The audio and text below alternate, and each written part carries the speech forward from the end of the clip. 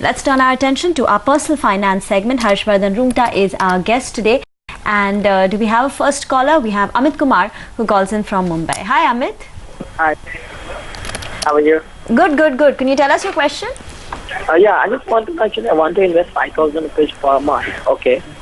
So can you just tell me which mutual fund is good? Yeah, where I have to invest and get the good corpus maybe after 10 years? All right. Could you tell us a little more about yourself? What's your goal after 10 years? How much are you looking to achieve? Your age? Do you have current investments? Insurance? Yeah, I have a term plan which is for 50 lakh rupees. Okay.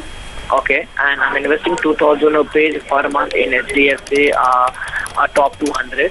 Okay, 1,000 rupees which is going for the first of every month, and 1,000 rupees is for fifth of every month. Okay. Okay, and I have 50 lakh rupees life insurance, which that's it, and I have FD for 1 lakh rupees. All right. So I want to invest more 5,000 rupees per month. Okay.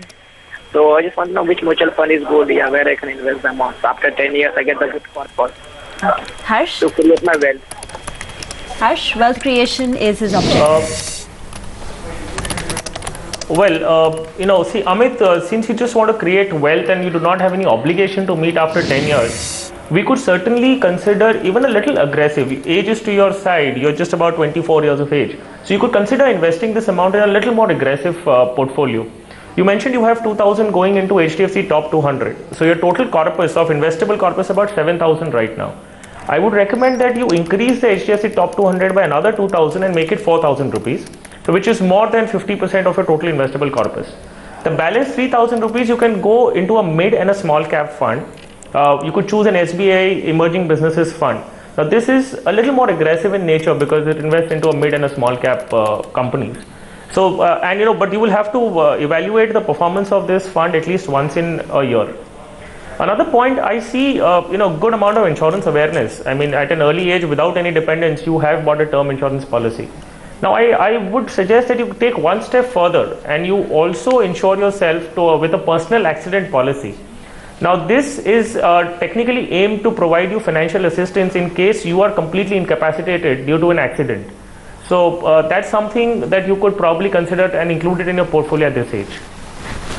Okay, completely incapacitated. That sounds interesting, Harsh.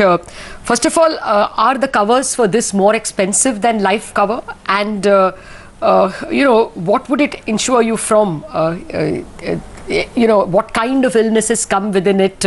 Would it be a tall order to prove that you are genuinely not able to work?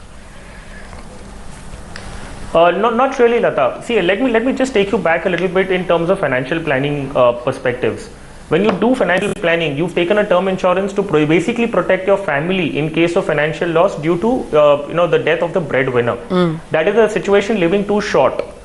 Now look at another situation which is living dead. Now technically a person at a young age would have a risk of death due to accident or due to illness. Now what if there is an accident, okay, but it does not lead to death? But it is so severe in nature that a person is completely incapacitated and is a vegetable state in the house. Incomes stop even in that case. Your household expenses, your EMIs on home loans, everything continues. So life insurance coverage is waiting for you to basically pass away, and then the payout comes in and you're not dead in that perspective. So there is a personal accident policy which fills in this gap and is actually aimed at providing you financial assistance during this period. The cost, as you have asked for, is not really expensive. For a 1 crore cover, you could be insured at an annual premium of about 11,400 rupees. So that's the cost that you incur for a 1 crore coverage. Right. Now to prove whether it is an accident which has led to an complete disability, there are definitions which are very clearly spelled out. So it's not really difficult to prove that out to the insurance company. All right. Harsh, stay on with us. It's morbid, but it's a reality that we have to contend with. And Amit, of course, the answers for you were that a mid and small cap fund, maybe SBI Emerging Business Fund is what is the advice for you. Let's take a break on that note. We'll come back. We have more questions for Harsh and more viewers waiting by with their questions.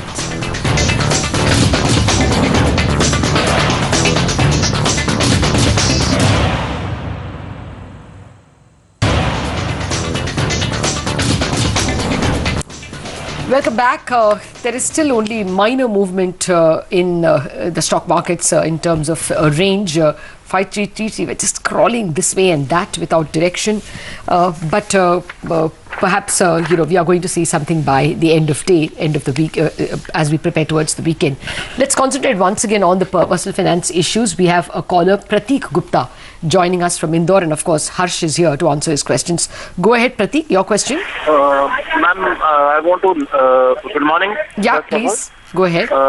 I want to ask that I'm having a lump sum amount of 12 lakhs, so I want to invest the lump sum amount and get a regular income monthly or quarterly.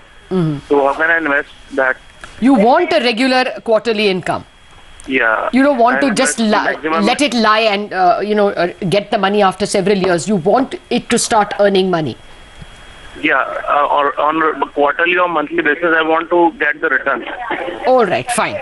That's a straightforward question. Harsh, he is not looking for corpus for 10 years and 15 years. He wants it to start earning money. So what does he do with 12 lakhs? Well, Lata, see, had it been a situation where he had not required income regularly, there were other options available in mutual funds which do tend to have a little tax efficient method of investing. But since his requirement, keeping in mind that he needs the money to come in every month or quarterly, I would recommend that he rushes to his bank immediately and books in a fixed deposit for a period of 10 years. Now, we've seen RBI's policy wherein they have cut rates. So we've already seen the effect coming into with banks reducing their deposit rates. Now, so he needs to act immediately, go into a bank and book a fixed deposit for an entire period of 10 years with a quarterly interest payout. So that I think will be a more appropriate thing to do for him in his requirement. Okay, Pratik, that is very important. He's telling you to rush immediately because even ICICI has cut rates, but they have said it is effective May 1st. So you really should not be wasting any time. If you want to invest your money, you could make that quarter or 0.5% more, and you're talking for a long time. But that is it, Pratik. You are quite sure you don't want to put any money for the long term. You are very sure you want a monthly return. I'm sure that I want monthly return, and how I can earn maximum returns, that I want to ask. Well, the only avenue open for monthly return would be an FD. Anything more you want to add, Harsh? I would see one additional thing he could do is choose a family member to make the FD should be made in the name of a family member who's within the lowest tax bracket. So whatever he earns would be either the least, the tax incidence will be the least or probably nil. So that's the only way he could further maximize it, if that is his objective. And perhaps also put some money in the oldest member. He may get a 0.25% more. But really, that's about the limits, Pratik. It has to be a fixed deposit that you have to compare between banks and perhaps put it in the name of a person who is not earning. So at least your tax liability is to that extent less. Thanks a lot, Harsh and Pratik, for joining us in this discussion.